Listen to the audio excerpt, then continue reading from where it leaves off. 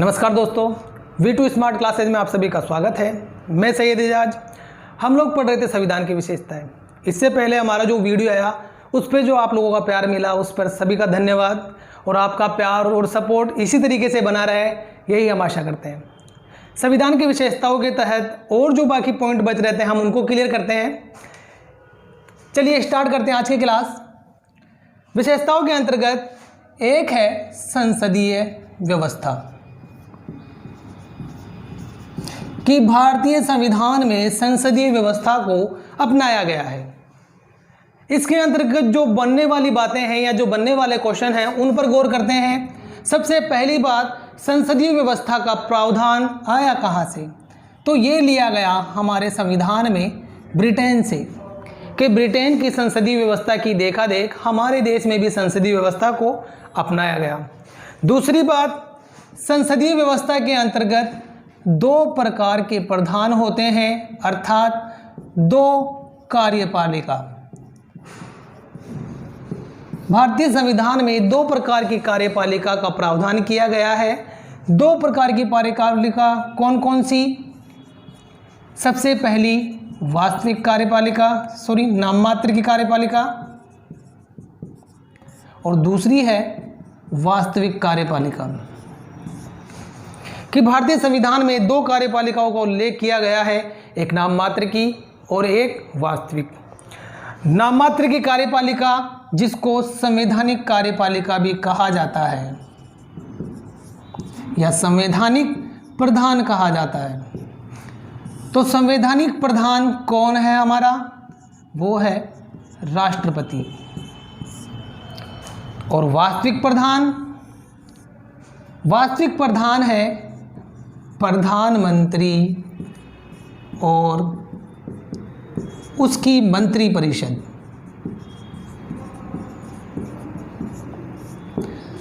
अब सबसे पहले हम शब्दावलियों को क्लियर करते हैं कि कौन से शब्द का मतलब क्या है। सबसे पहले हम बात करते हैं नाम मात्र या संवैधानिक प्रधान की। हमारे संविधान के द्वारा जो शक्तियाँ, जितनी भी शक्तियाँ जिस व्यक्ति को दी गई है वो कहलाता है संवैधानिक प्रधान। अर्थात संविधान द्वारा जितनी भी शक्तियाँ हैं वो किसी व्यक्ति को दी गई है वो कहलाएगा संवैधानिक प्रधान। और हमारे संविधान द्वारा सारी शक्तियाँ किसको दी गई हैं? राष्ट्रपति को। वहीं दूसरी तरफ ये जो शक्तियाँ दी गई हैं इनका वास्तविक रूप से प्रयोग जो करता है वो कहलाता है वास्तविक प्रधान। और वास्तविक प्रधान कौन है? प्रधानमंत्री और उसकी मंत्रिपरिषद। कि भारतीय संविधान में जो संसदीय व्यवस्था अपनाई गई है जिसके तहत दो प्रकार के प्रधान हैं, संवैधानिक और वास्तविक। ये प्रावधान लिया कहाँ से गया? ब्रिटेन से। परंतु हूबहू ब्रिटेन से लिया नहीं गया है, बल्कि कुछ असमानताएं भी इसमें मौजूद हैं। असमानता क्या? जैसे हम अगर बात करें ब्रिटेन की, ब्रिटेन में भी दो प्रधान हैं, एक संवैधानिक और दूसरा है वास्तविक। संवैधानिक प्रधान कौन है? वहां का राजा। वास्तविक प्रधान वहां का प्रधानमंत्री और उसकी मंत्रिपरिषद।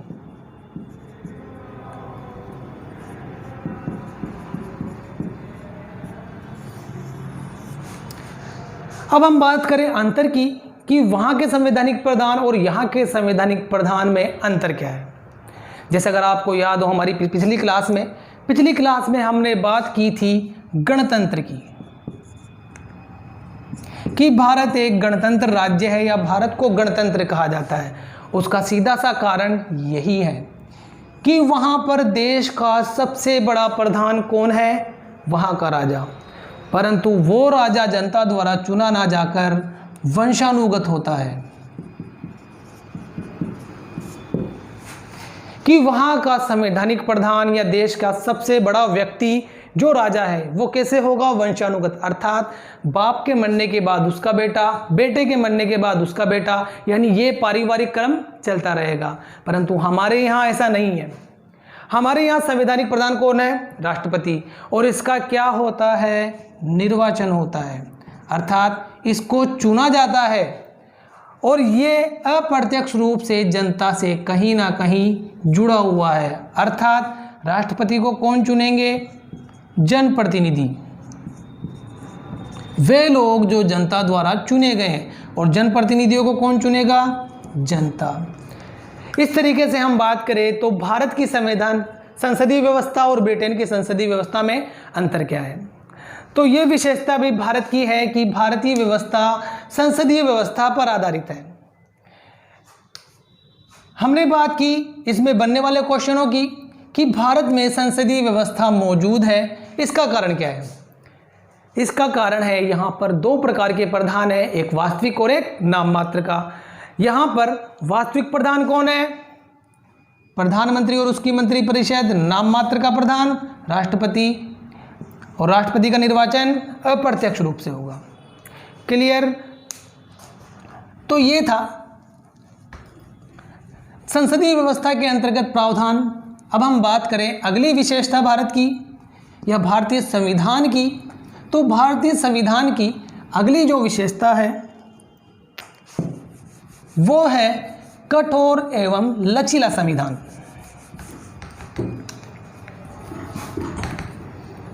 कठोर एवं लचीला संविधान। इसका सीधा सा मतलब यह है कि भारतीय संविधान में कुछ प्रावधान ऐसे हैं जिनको आसानी से बदला जा सकता है और कुछ प्रावधान ऐसे हैं जिन्हें काफ़ी कठिनाई से बदला जाएगा या फिर बदला ही नहीं जाएगा। अब हम क्लियर करते हैं इस पॉइंट को, कठोर एवं लचीले संविधान को। हम बात करें संशोधन प्रक्रिया कि भारतीय संविधान में संशोधन किया जा सकता है, यानी इसमें बदलाव किए जा सकते हैं। और बदलाव के लिए अनुच्छेद कौन सा है? 368। अब एक सवाल यहाँ बनता है कि अनुच्छेद 368 के तहत कितनी प्रक्रियाओं का उल्लेख है या कितने प्रकार से संशोधन किया जा सकता है? जैसे हम बात करें, हमने पढ़ी है संविधान संशोधन की प्रक्रियाएं, और संशोधन प्रक्रिया होगी किसके तहत? 368। और ये जो प्रावधान है संविधान संशोधन का, ये किस देश के संविधान से लिया गया है? दक्षिण अफ्रीका। दक्षिण अफ्रीका से संविधान संशोधन की प्रक्रिया को हमारे देश में अपनाया गया है। हम बात कर रहे थे प्रक्रियाओं की। एक होता है साधारण बहुमत, एक होता है प्रक्रिया नंबर 2 विशेष बहुमत, और तीसरी प्रक्रिया विशेष बहुमत प्लस आधे राज्यों का समर्थन। भारतीय संविधान में 368 के तहत केवल 2 ही प्रकार की प्रक्रियाएं बताई गई है, यानी केवल 2 प्रकार से संविधान संशोधन किया जा सकता है, इसका उल्लेख है। और वो दोनों प्रक्रियाएं कौन कौन सी हैं? एक विशेष बहुमत और एक है विशेष बहुमत के साथ आधे राज्यों का अनुमोदन, समर्थन नहीं, अनुमोदन, कि आधे राज्य आपके प्रस्ताव को स्वीकार करें। अब हम बात करते हैं इन प्रक्रियाओं की, किसका मतलब क्या है? साधारण बहुमत। कि साधारण बहुमत का मतलब क्या है? साधारण बहुमत का मतलब है उपस्थित सदस्यों का 2/3, कि सदन में जितने सदस्य मौजूद हैं उनके 2/3 सदस्य अगर आपके प्रस्ताव को स्वीकृत करते हैं तो आपका संविधान संशोधन प्रस्ताव पास हो जाएगा। वहीं दूसरी तरफ हम बात करें विशेष बहुमत, तो विशेष बहुमत की जो शब्दावली है उस पर गौर करना। विशेष बहुमत का तात्पर्य है कुल सदस्यों का बहुमत प्लस उपस्थित व मतदान करने वालों का 2/3 बहुमत, अर्थात जितने संसद के सदस्य हैं उनका पूरा बहुमत, यानी उनका तो बहुमत चाहिए ही चाहिए, और साथ ही साथ जितने लोग मौजूद हैं सदन में उनका 2/3 मतदान करना आवश्यक है। इसको कहा जाता है विशेष बहुमत। और साथ ही तीसरी प्रक्रिया है विशेष बहुमत प्लस आधे राज्यों का अनुमोदन। तो ये संविधान संशोधन की प्रक्रिया है जो संविधान के अंतर्गत बताई गई कि संविधान कठोर और लचीले का मिश्रण है। कुछ प्रावधान इसमें ऐसे हैं, या ये कहें ज़्यादातर प्रावधान, यानी भारतीय संविधान के ज़्यादातर प्रावधान ऐसे हैं जिन्हें साधारण बहुमत से बदला जा सकता है, अर्थात संविधान में संशोधन किया जा सकता है। वहीं दूसरी तरफ कुछ प्रावधान ऐसे हैं जिन पर विशेष बहुमत की आवश्यकता होती है, और कुछ प्रावधान ऐसे हैं जिनमें विशेष बहुमत प्लस आधे राज्यों का अनुमोदन। ये शब्द आधे राज्यों का अनुमोदन खास तौर पर ध्यान रखना, क्योंकि हमारे सामने अगर ऑप्शन आएगा तो उसमें आधे राज्यों का अनुमोदन भी आएगा, या हम बात करें ऑप्शन की विशेष बहुमत की, संविधान संशोधन की प्रक्रिया नंबर विशेष बहुमत प्लस राज्यों का अनुमोदन, तो इसके तहत जो शब्दावली हो सकती है उसकी हम बात करते हैं। विशेष बहुमत प्लस आधे राज्यों का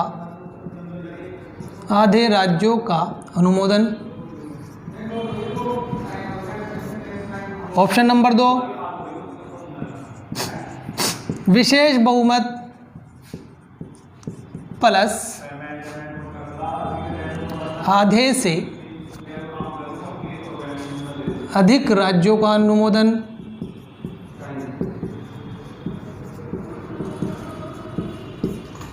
ऑप्शन नंबर 3, विशेष बहुमत प्लस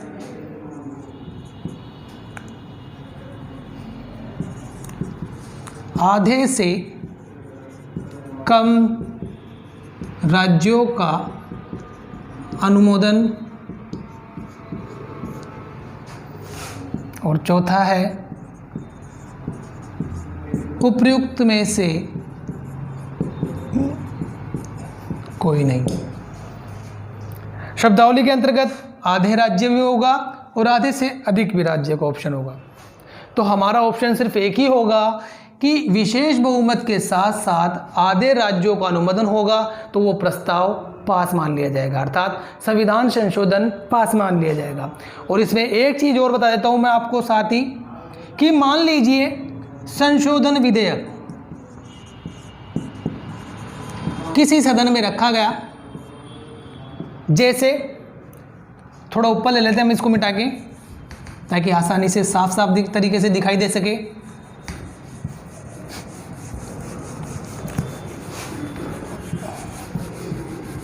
कि मान लीजिए संशोधन विधेयक किसी एक सदन में रखा गया, या मान लें लोकसभा में रखा गया,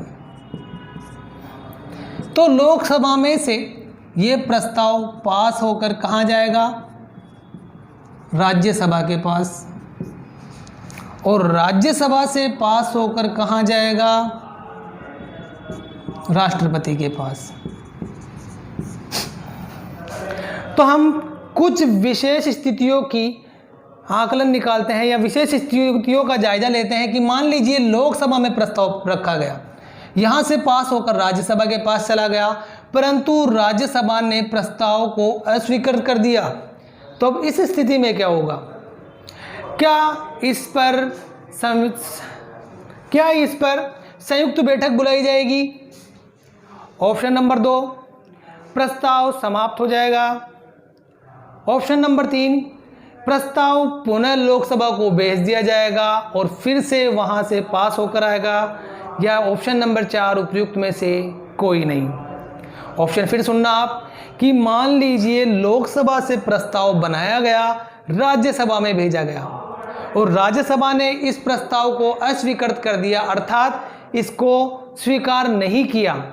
तो अब स्थिति क्या होगी? क्या इस पर संयुक्त बैठक बुलाई जाएगी या प्रस्ताव पुनः लोकसभा को भेज दिया जाएगा?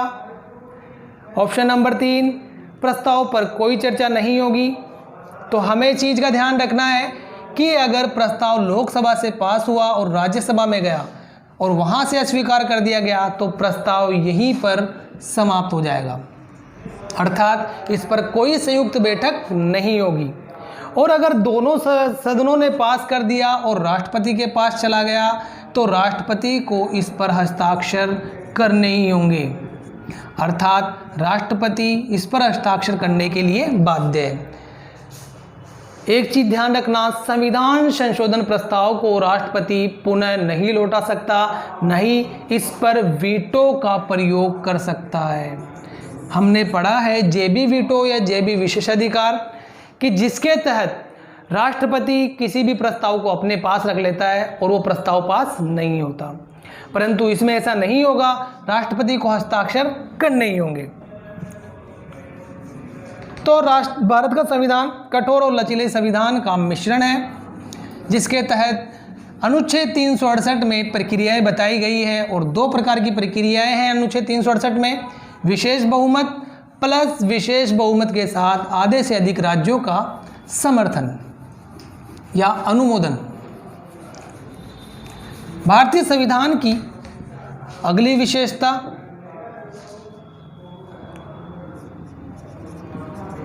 एकल नागरिकता।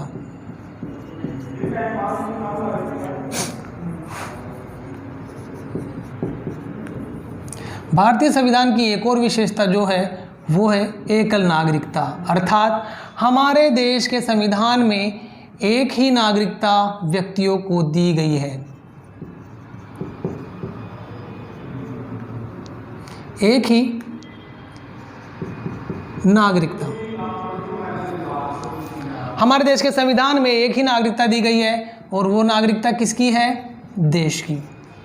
वहीं दूसरी तरफ हम बात करें विश्व का एक अन्य बड़ा देश या अमेरिका, जिसको विश्व का चौधरी भी कहा जाता है, तो अमेरिका में दो प्रकार की नागरिकता है।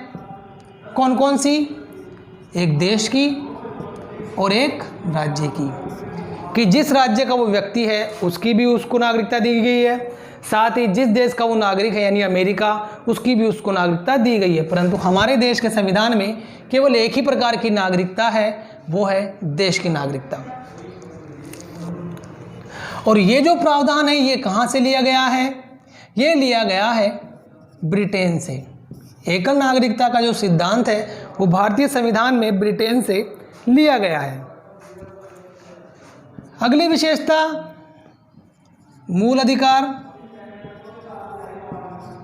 मूल अधिकारों को हम यहाँ थोड़ा शॉर्ट में देखेंगे और डिटेल पूरी एक क्लास चलेगी मूल अधिकारों को लेकर। मूल अधिकार ये हमारे देश के संविधान में भी जोड़े गए हैं और मूल रूप से अगर मूल अधिकारों की बात करें तो मूल रूप से इनकी संख्या थी 7 और वर्तमान की बात करें तो वर्तमान में इनकी संख्या कितनी है? 6। हटाया कौन सा गया? संपत्ति का अधिकार। किस संशोधन के तहत? 44वें संशोधन के तहत, और ये कब हुआ? 1978। मूल रूप से संविधान में 7 मौलिक अधिकार थे और इन मौलिक अधिकारों को बदल दिया गया और वर्तमान में 6 मौलिक अधिकार हैं। एक अधिकार जो हटाया गया वो है संपत्ति का मौलिक अधिकार, और हटा कब? 44वां संविधान संशोधन के तहत। अब इससे जुड़ा हुआ एक सवाल और है कि जिस समय ये संविधान संशोधन किया गया या जो संपत्ति का अधिकार हटाया गया उस समय भारत का प्रधानमंत्री कौन था? तो उस समय भारत का प्रधानमंत्री था मोरारजी देसाई। यानी उस समय भारत के जो प्रधानमंत्री थे उनका नाम है मोरारजी देसाई, जिनके काल में या कार्यकाल में 44वां संविधान संशोधन किया गया। आगे बात करें तो भारतीय संविधान के अंतर्गत नीति निदेशक तत्व, ये एक पॉइंट और रह गया इसमें। मूल अधिकारों की बात करें ये है भाग 3 में, और अनुच्छेदों की बात करें तो अनुच्छेद 12 से 35। अनुच्छेद 12 से 35 तक मूल अधिकार हैं, भाग संख्या 3। अगली विशेषता नीति निदेशक तत्व। भारतीय संविधान में राज्य को लोक कल्याणकारी बनाने हेतु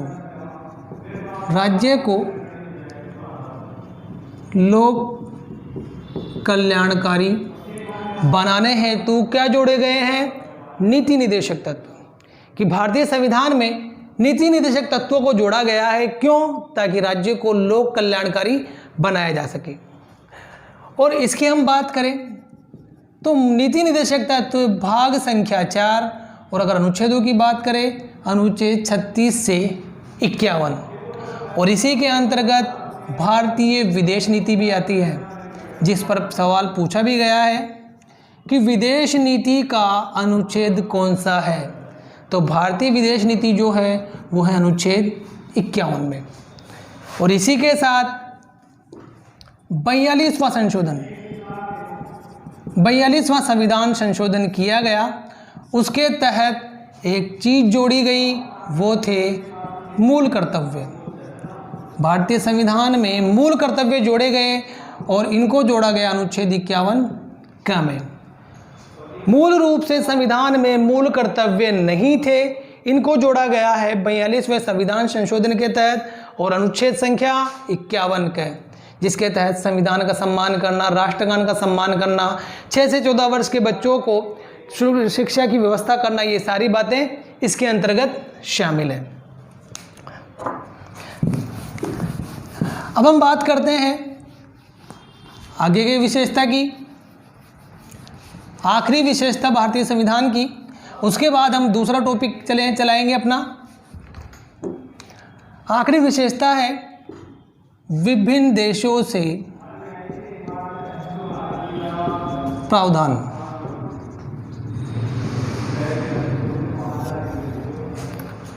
भारतीय संविधान को नकल का संविधान की आलोचना करके बात की जाती है कि भारतीय संविधान एकमात्र नकल है जो दूसरे देशों से देख के किया गया है। जब इस पर बहस हुई, नेताओं ने बहस की, संविधान सभा के सदस्यों ने इस पर बहस की कि भारतीय संविधान तो केवल नकल मात्र है, इसमें अपना कुछ नहीं है, जो भी हमें जहाँ से मिला हमने उसे उठा लिया। तो इस बात का जवाब देते हुए डॉक्टर भीमराव अंबेडकर ने कहा कि भारतीय संविधान कह सकते हो आप नकल का संविधान है, परंतु हमने नकल केवल अच्छी बातों की है, अर्थात दूसरे देशों के संविधान में जो अच्छी बातें थी वो हमने स्वीकार की है और इसको आप नकल नहीं कह सकते।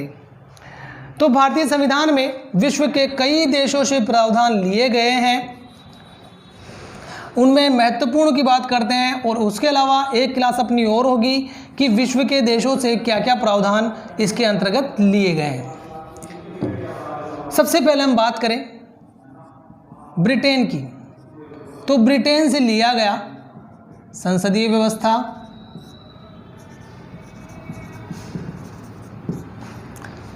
विधि का शासन, एकल नागरिकता,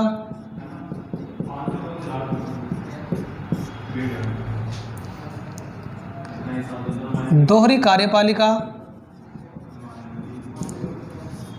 ये कुछ ऐसे प्रावधान हैं जो भारत के संविधान में ब्रिटेन के संविधान से लिए गए हैं। अब हम बात करें अमेरिका की, तो अमेरिकी संविधान से मूल अधिकार,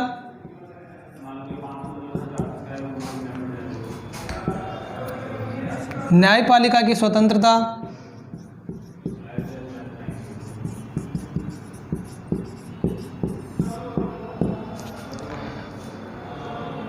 न्यायिक पुनरावलोकन,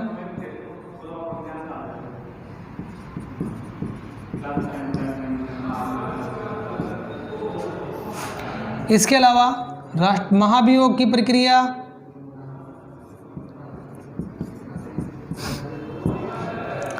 और उपराष्ट्रपति का पद।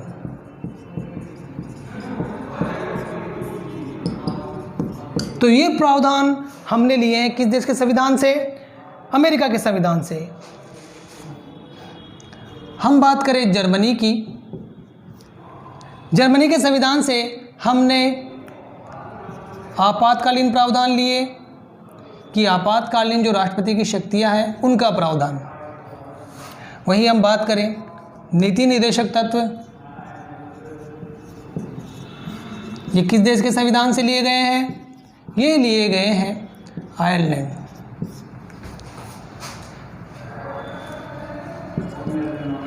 और हम बात करें संघात्मक स्वरूप या अर्धसंघात्मक स्वरूप। ये जो स्वरूप लिया गया है ये लिया गया है कनाडा से, क्योंकि ये सवाल भी पूछा गया है। यहाँ पर डायरेक्ट संघात्मक स्वरूप ना पूछकर शब्द दिया गया था अर्धसंघात्मक स्वरूप, कि भारत का अर्धसंघात्मक स्वरूप ये किस देश के संविधान से लिया गया है, और ये लिया गया है कनाडा से। हम यहाँ बात करते हैं अर्धसंघात्मक स्वरूप होता क्या है। अगर अर्धसंघात्मक स्वरूप की बात करें कि इसका मतलब क्या है,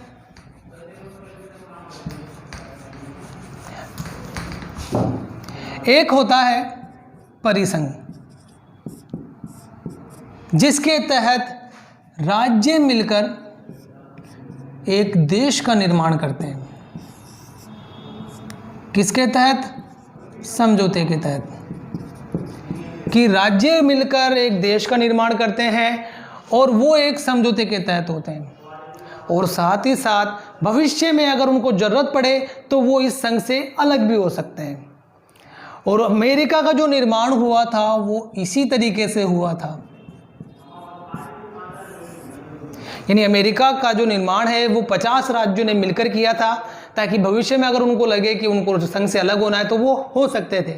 परंतु बाद के समय में वहाँ की न्यायपालिका ने जो संशोधन किए, जो नियम कानून बनाए, उसके तहत ये परिसंघ अब ऐसा नहीं है कि कोई भी राज्य चाहे जब इससे अलग हो जाए, परंतु इसका स्वरूप जो अब बना है वो है संघात्मक। अर्थात देश का निर्माण हुआ तो समझौते से ही है, परंतु राज्य जो है अब इस समझौते से अलग नहीं हो सकते, अर्थात वो अब इस देश से अलग नहीं हो सकते, अपने आप को अलग नहीं कर सकते। वहीं हम दूसरी तरफ बात करें एकात्मक की,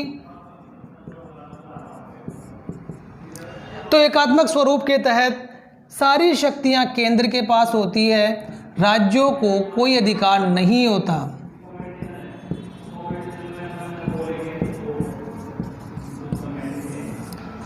तो एक विशेषता यहाँ और निकल कर आती है भारतीय संविधान की, कि भारतीय संविधान एकात्मक और संघात्मक का मिला जुला रूप है। यानी ना तो पूरे तरीके से केंद्र को शक्तिशाली बनाया गया है ताकि वो अपनी इच्छा से सारे काम कर सके और राज्य को कोई अधिकार नहीं हो, बल्कि यहाँ पर क्या किया गया है, केंद्र का अपना कार्य है, राज्य का अपना कार्य है।